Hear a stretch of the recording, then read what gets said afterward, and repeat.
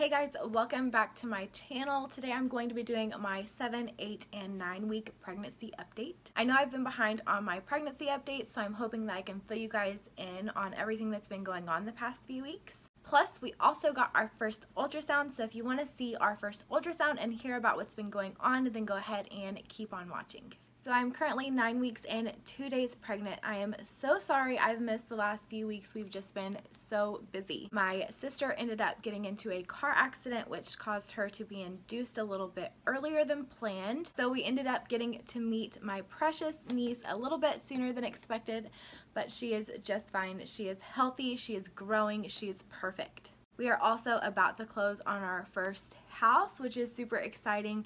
So between those things, we've been kind of busy, and then also you'll hear from my updates that I've been having some not so fun symptoms. So let's go ahead and get right on into the symptoms, starting with the main reason why I just have not been able to film.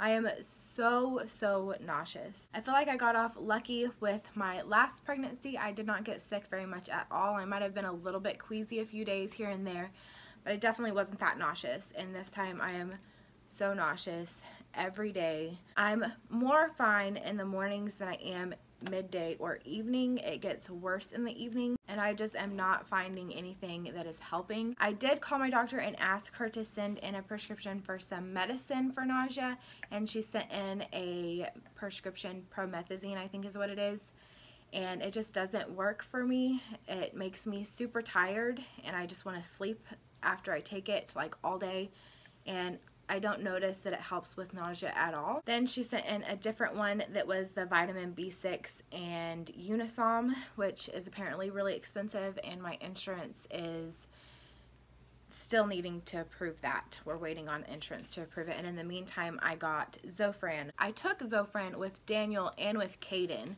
and it was fine. I didn't have any doctor tell me that it wasn't okay to take during pregnancy.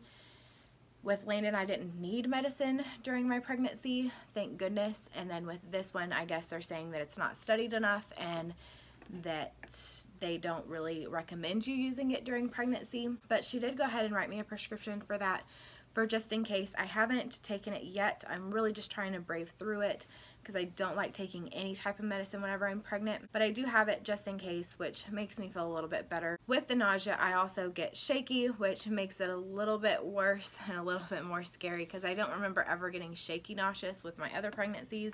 I also have zero energy. The last few days I've been taking a midday nap, which kind of helps. Sticking with the nausea theme, I get nauseous whenever I get hungry, so I try and not make myself hungry. I try and keep something in my belly at all times, but then also eating now makes me sick. Also with that, my favorite thing to eat is spaghetti, and it doesn't taste the same. Matter of fact, nothing tastes the same, and I don't even know how to explain what it tastes like. I made spaghetti a few nights ago, and I asked my son if it tasted normal, and he said that it tasted normal. I do not think that it just didn't taste right to me. And with that, before this pregnancy, I would drink Dr. Pepper a lot. Like, Dr. Pepper was my main drink, and it doesn't taste the same. It tastes like carbonated water. It has like no taste to it, which is weird. So I've been drinking Pepsi when I want something that's a little bit more carbonated, or whenever I need caffeine. Speaking of that, I have been getting headaches, and drinking a little bit of caffeine does help, so I'm not having to take Tylenol, which again, I don't like taking medicine whenever I'm pregnant, so I'm glad that that's working for headaches. As far as cravings, I'm not really craving anything. Nothing sounds good, nothing tastes good either, so that might be why. So toast has been my go-to snack lately. Another thing that is starting off a little bit earlier in this pregnancy is restless legs. I know with my last pregnancy, towards the end, I would get restless leg, which is kind of hard to explain to somebody who hasn't had restless legs. It's almost like I have to move my legs. Like, my legs feel weird and I have to move them, and I've experienced that a couple times in this pregnancy already. I'm hoping that it doesn't get bad since we are so early in the pregnancy still. Another thing, which I haven't noticed in any of my pregnancies before, is that my hair is shedding like crazy. Normally I don't really shed that much during pregnancy, but now it seems like every time I touch my hair I'm pulling out strands of hair, and I'm having to clean out my brush like every other time that I brush my hair. Yeah, I don't know what's going on with that, because normally I don't start losing my hair until a few weeks postpartum. I'm still having some major back problems. It seemed like it was getting a little bit better, and then whenever my sister was having her baby, I stayed at the hospital with her while she was in labor, and then I would go up there every day after she had the baby, and it seems to have taken a toll on my back, and I still haven't been able to make it better.